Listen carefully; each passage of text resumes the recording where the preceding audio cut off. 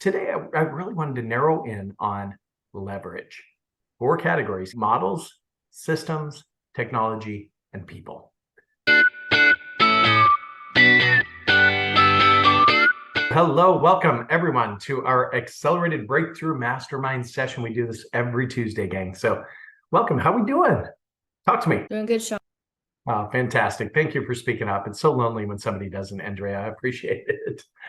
I see Linda. Hey, what's up, Arvin? How you doing? Hey, I'm excited to finally catch one of these live, man. Dude, I love it. Thank you for being here. Yeah, we did make some changes to where we can't send others and you have to register to actually show up. And as a direct result, guys, we were going from 125 people per week to now, what do we got? We got 9 people, including me. I've got a couple in the waiting room. I'll go ahead and let them in. So obviously people are having challenges. Even my CEO, Rob Daniel, called me 3 minutes before this meeting started and said, dude, I can't get in. What's going on? So yeah, thank you for being here. Thank you for going through the rigmarole to register and all of that stuff. So ideally, we're going to have a whole bunch of more people showing up here as they work through the technology issues. And I trust that they're just not going to give up and move on to the next thing. So before we start the recording, just tell me something good that's happened over the course of the last week for you. Just showing on my end, showing immense value to the folks that are considering joining EXP. And even if that's not necessarily the case, just building that network of like-minded agents, excited to crush it, optimistic about the fourth quarter that we're in, and ready to get after it in 2024. Man, I love it. Marvin, way to go. Man, that is winning, bud. I love it when you guys are winning. And let's see, we got 6 more people in the waiting room, letting them in. Welcome, everybody. Apologies for the challenges getting on this call today. We did make some changes to make sure that you register for the call, that you're not sending an autopilot or whatever the case is. We just want you to be here live. And so thank you for showing up. So I was asking for wins from the audience. So tell me, what has happened? Have you signed a buyer agency contract? Have you taken a new listing? Did you close a transaction? Talk to me. I got a listing package of 4, investment package under contract, and got a new agent in transferring right now. Andrea, congratulations. Now, you're doing 4 deals, is that right? With it, 1 investor? Yeah, it's an investment package. Okay, so talk to us about that. Let's hear about that. By the way, Andrea, I'm going to start the recording before you do, if that's okay. And why don't you make me co-host, Sean? I definitely will. And Rob, if you wouldn't mind, let the people in from the waiting room, that'd be fantastic. Yeah, ladies and gentlemen, Rob Daniel, our CEO here at Icon Coaching. He's steering the ship, and he's doing a great job. He's bringing all kinds of things that are going to help you improve your production, your net income, your net worth. And guys, I just want you to keep plugging in. All right. Do you see the people in the waiting room right now? I'm letting them in. Yeah. Good job. All right, buddy. Got it. I'm going to start the recording, and Andrea, we're going to come back to you. I want to talk to you about how you got multiple deals from a single investment opportunity. So if you don't mind, I just want you to add value to this audience and just improve their knowledge, their skills, their mindset, their habits. Are you with me? Yes, absolutely. I love it. Okay. So here we go, gang. Oh, it's actually already recording. Already recording. Did it automatically. Love that. All right. So welcome everyone to our Tuesday afternoon mastermind session. It's called Accelerated Breakthrough. We're here to accelerate your breakthrough to get to that next level of success, that next level of income, so you can provide for yourself, your loved ones at a very high level for years and years and years to come. So we were talking with Andrea a little bit about how she did 4 deals from 1 investor. So Andrea, tell me, how did you find them? I mean, just explain the whole situation. Well, this is a former client. He's somebody that I knew from high school, but we had never done any business together after all these years. He knew that I was a realtor and was familiar with me because of being on social media. We reconnected that way, and he had a big listing, a luxury listing that he wanted listed, and I handled that for him. So he had mentioned he wanted some pricing done on these properties. And when I ran some comps for him and did some pricing for him, he decided he wanted to go ahead and turn loose of this package. So we got it sold we actually had it under contract before it got listed. I got an investor involved that was interested in that. I knew people who were interested in that North Tulsa area because I'm a part of all the groups that have the investors involved, and they do a lot of talking on there about what they're looking for. And I saw someone on there and I reached out to them. That one fell through, but we ended up getting a better one after we went active within 24 hours. So yeah. Okay, congratulations. You know what that is? Come on, tell us. That's a win. Winning, baby. It's winning. I love it when you're winning. That is so powerful. Somebody else, tell me something good that's happened over the course of the last week. Sean, it's Sandy. How are you? It's good to see you. Sandy, it's so great to see you. All right, give us a win. So I'm meeting a lady today that I've been talking with. Last year I changed my avatar to go to a personal niche of probate, seniors, divorce, real estate. And I have a lady today that I'm meeting, and she's got 32 properties, and I'm probably going to be listing like 20 of them to investors and doing investor packages. So very, very cool. And all of it has to stem from when I created my avatar and started looking at a different my target audience. So I'm pretty excited about that. So that's a huge win. So let's go a little deeper in that. I mean, we talked about finding that empty parking spot in the parking lot, right? Where could you occupy that space to have that niche that's going to help you just excel and just achieve your financial goals? So you narrowed in on probate, trust. So talk to us a little bit about that. I mean, what are the first steps that you took? How did you do it? Just go deeper. Well, the first thing I did was I started to do the probate side of it, and I went through and I tracked the areas of where I wanted to be to make sure there wasn't somebody else that was a really high producing probate person, which usually sometimes you have the illusion that they are, but when you really go into the data, they may not be, or, you'll really be able to see the proofs in the pudding there. So I did that, and I went in and looked. And so I just had my title company give me the petitions for probates. So what I do is when I call the petition for probates, I just let them know that I am a probate realtor, and I get all of the petitions for probates through the county, and they all come to me, which they come to anybody that gets them, but they do come to me. And so I started that way with the probates, which probates can be very, very difficult. And I have one that I'm hopefully closing on that today. And then I'll probably have a $1.7 million listing of an office building coming up with that. All this based off of the probate. And then I'm doing seniors and divorce as well. And so I took that class with Kelly Murphy that came on last week. Excellent class. If you have not taken it, excellent class. These are all people that will have to sell at one point, right? It's not like, well, maybe or not maybe you'll get in and qualify them. And obviously you get a relationship going with them, but they're going to have to sell. Probates normally will have to sell, not all of them, but a good enough number to keep you busy. Absolutely. And Sandy, you and I have had the pleasure of working together one-on-one in a coaching relationship for several years. Now, you really got hyper-focused on your avatar. Like, who's your ideal customer? You started thinking about, well, what is their biggest problem? What is their biggest challenge? What is their greatest fear? And that's how you've created the marketing plan around that. In fact, you developed a logo that, if you wouldn't mind, can you share your screen and just show everybody this logo that you created? Let me find it while we're talking, but I gotta find it I know I put you on the spot there, so thank you.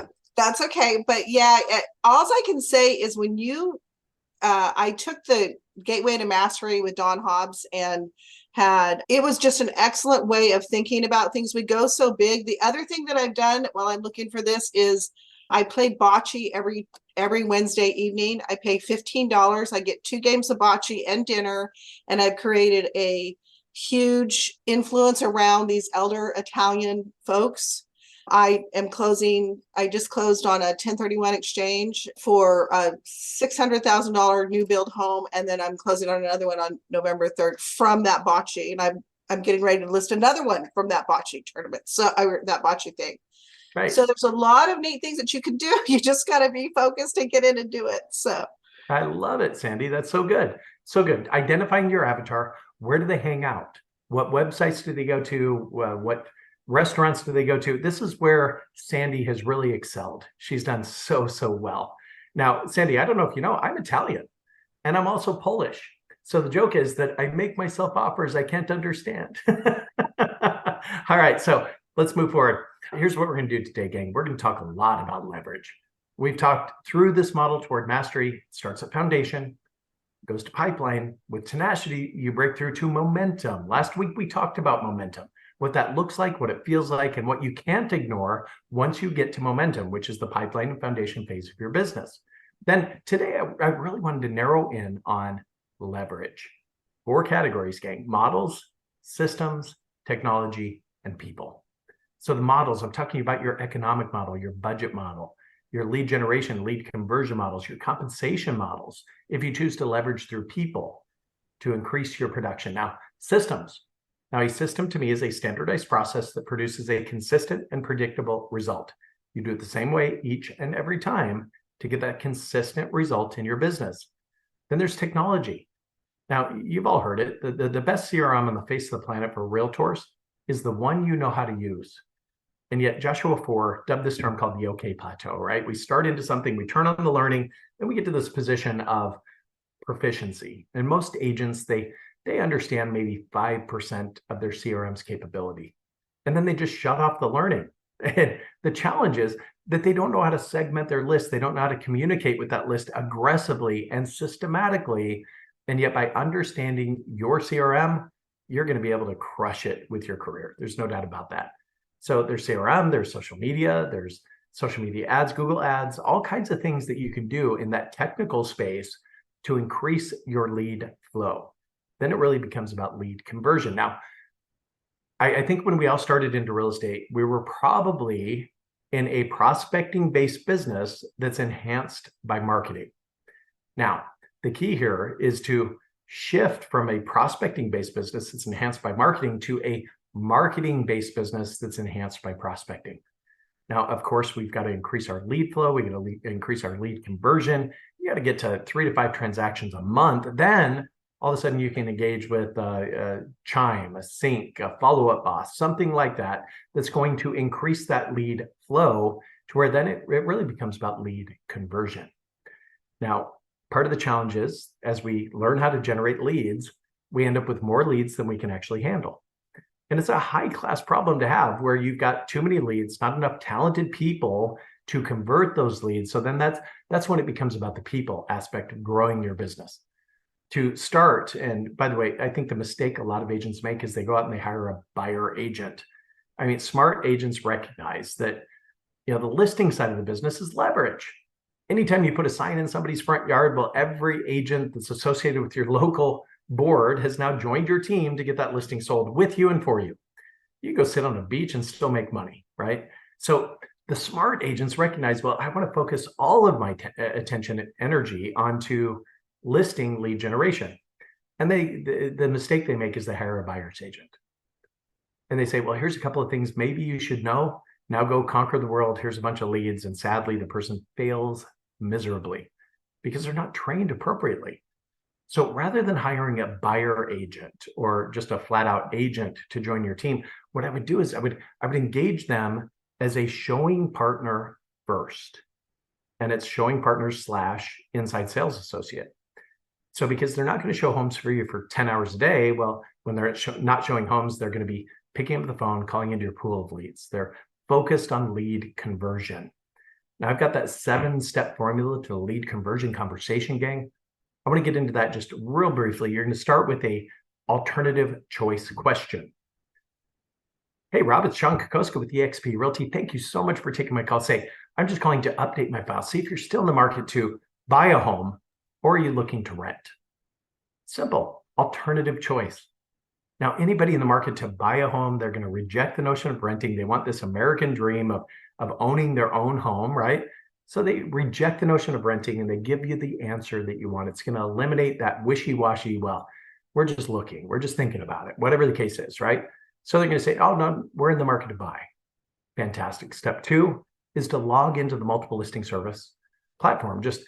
And you're just totally transparent. Well, I'll tell you what I just did, Rob. I just logged into the multiple listing service platform In a matter of moments, I'll be able to tell you exactly how many properties are active and on the market that match your specific and custom search criteria. So step 2 happens automatically. You just roll into MLS. Step 3 is you're going to build rapport based on their needs. You guys already know all the questions to ask. How many bedrooms do you need? How many bathrooms? Tell me, why is that important to you? Is there any particular school district that you need? I mean, getting to the why at step number 3, where you're building rapport based on their needs, guys, this is where the relationship begins to form. This is where the trust begins to build. Step 4, it happens automatically, where you positioned yourself to possess something they want. Rob, I have great news, man. There are 19 listings that match your specific and custom search criteria. So tell me, and here's where we're going to roll into the appointment. Okay, so you're going to leverage the ABC approach. Action first, benefit second, commitment third. See, anytime you ask a prospect to take an action, there's a question that appears in their mind, and that's what's in it for me. Why should I do that? So outline the action. Well, Rob, let's do this. Let's simply set an appointment for you to meet with me on a Zoom meeting. I'm going to walk, and then you segue right into the benefit. Okay, I'm going to walk you through all the photos, the virtual tours, the floor plans, the drone footage. I'm going to show you everything about all of these 19 listings that match your specific search criteria. That way, you don't have to waste your time or spend your money on gas driving to buy them. Additionally, Rob, I'm going to share with you several proven negotiating strategies that will help get the best price in the home that you buy. And I'm going to share with you a list of off-market options as well. So ideally, you could purchase your home without any competition whatsoever. So tell me, when is the best time for you and I to get together? Is it weekdays or weekends? So you segue right into the commitment and alternative choice, right? Now, at this point, step number 6 is you're going to handle any objections. Let me talk with my wife. I'll call you back. And by the way, Accelerated Breakthrough has all the 10 common buyer objections, all the rebuttal strategies. All you have to do is practice that. When you practice that, when you master that, and remember, amateurs practice till they get it right. Professionals practice till they can't get it wrong. So practice isn't something we did, it's something we do. Yet, understanding the rebuttal strategy, the objection handling process, and there's 4 steps. Let me give them to you real fast. And Rob, I know I'm short on time. Yet, number 1 is to acknowledge the objection. They're not going to be open to hearing what you have to say until they know they've been heard. Seek first to understand, then to be understood. Then you're going to handle the objection, or no, then you're going to isolate, you're going to isolate the objection. Other than blank, is there any other reason you wouldn't set an appointment to meet with me today? Then you're going to handle the objection. That's step number 3. And step number 4, the most critical aspect of this, is to ask again. And I can't tell you how many times I get in a role play session with an agent where they handle the objection, they do a great job, and then they just stop talking. They don't ask again for what they want. Okay. You know, if you ask 5 times for what you want, you're liable to get it. Okay. 92% of the time, in fact, based on the research done by an author of the book, The Noble Selling, you ask 5 times, 92% of the time, you're going to get them to say yes. So ask again. Then step number 7 is simply to qualify the appointment. 3 categories of qualification. We talked about it last week.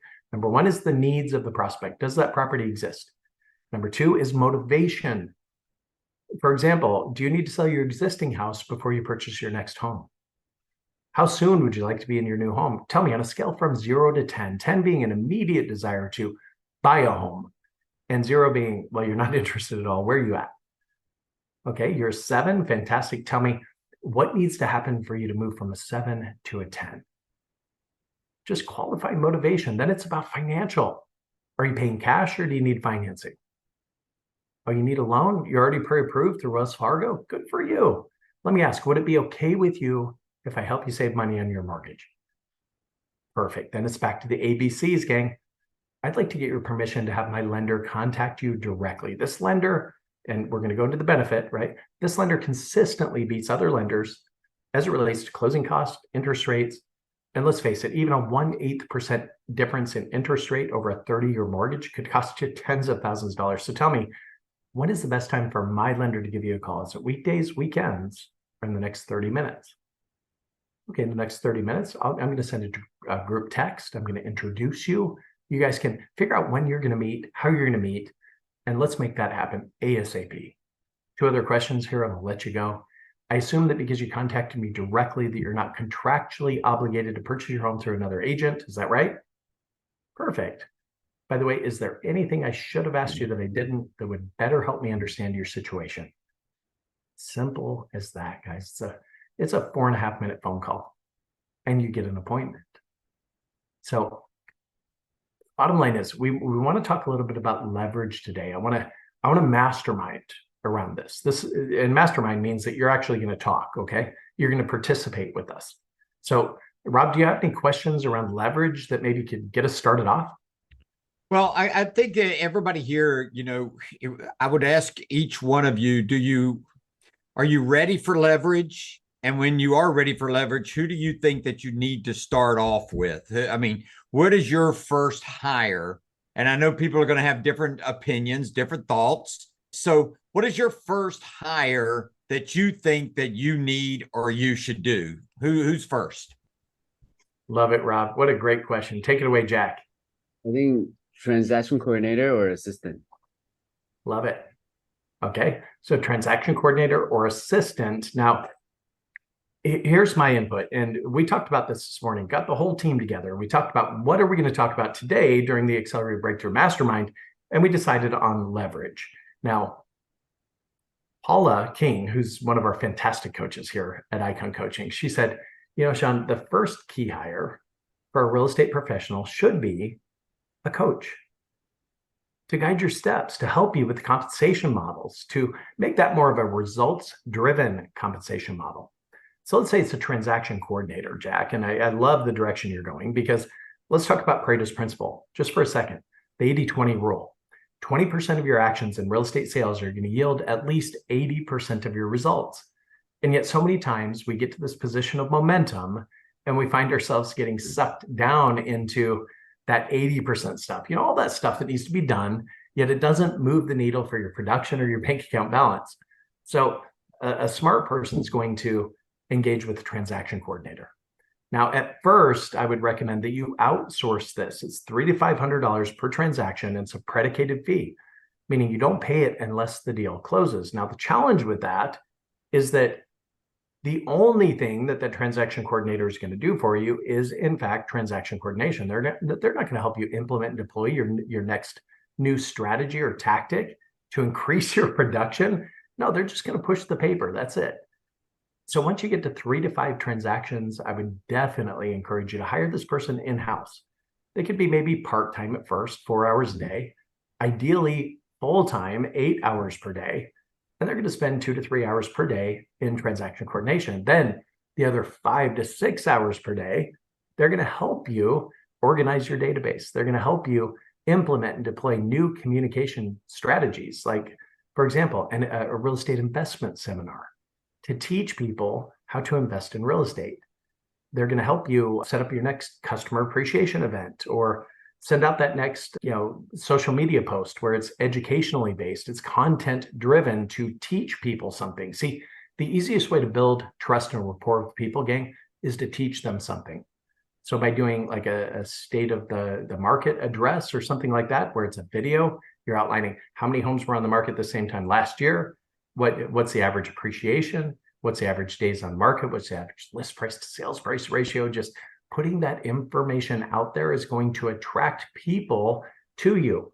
Buyer and seller prospects are going to swarm to you because you're considered to be a thought leader in the industry. So by engaging this person full-time in-house, you're going to be able to get so much more done. In fact, I would call this first key hire a CIO/transaction coordinator. Now, CIO in my world stands for Chief Implementation Officer.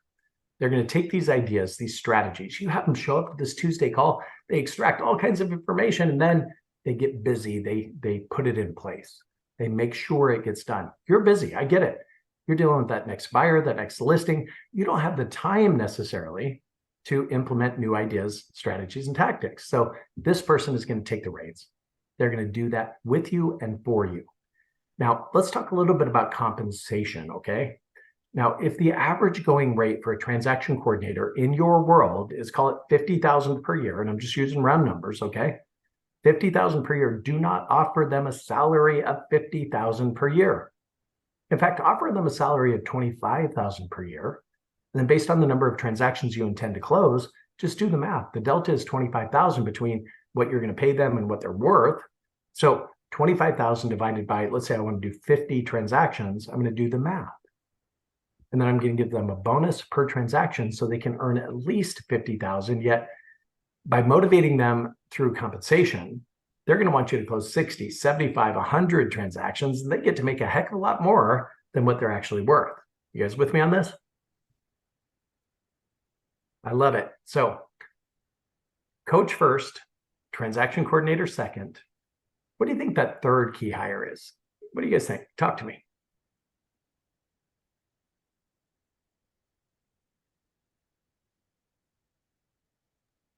This is where Sean says he's comfortable with silence. Totally comfortable with it. Buyer's agent, a buyer's agent. Buyer's agent. Love it. Love it. Love it. All right, Sandy. So let's talk about a buyer's agent versus showing partner just for a moment. Okay. Now, I think the mistake a lot of agents make is they hire an agent, and yeah, you got a great personality, you got a great look, you got a real estate license.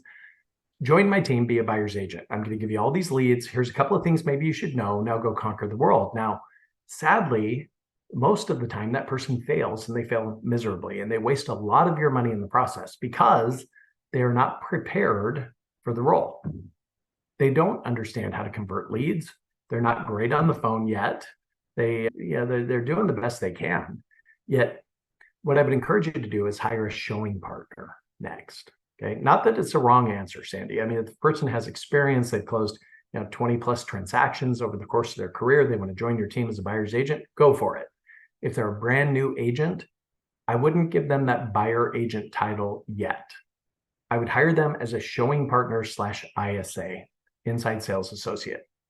So, meaning if you set the appointment to meet with this buyer, you're going to invite the showing partner into that initial counseling session, whether it's on Zoom meeting or face-to-face. They're not allowed to speak unless spoken to. They're going to watch you prepare the buyer for this transaction. Now, I'd encourage you to use the 20-point buyer presentation. And Sandy, I know you're a huge fan of that, right? Where they enthusiastically sign the buyer agency contract at the end of the presentation. And guys, I've closed so many buyers, I can't even count. It's got to be 2,000 buyers I've closed over the course of my career.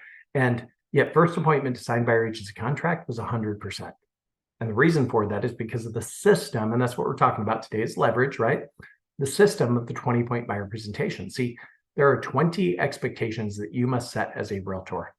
See, working the buy side of your business, gang, it's nothing more, it's nothing less than just managing expectations. That's it. When they know what to do, they know how to do it. Like, for example, you take your average realtor out there.